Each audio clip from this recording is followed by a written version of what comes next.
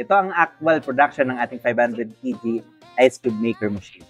Ang size nito ay nasa 29 by 29 by 22 mm.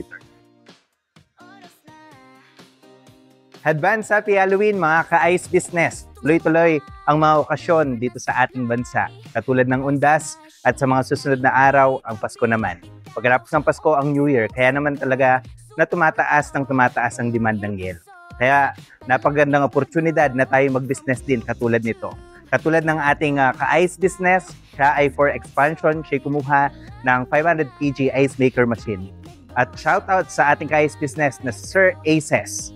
Ang ating client ay taga San Carlos City, Negros Occidental. Mga ka-ice business, punta tayo ngayon sa ating testing area upang masilip ang unit ng ating client. Kasalukuyan, under test ngayon ang unit ng ating client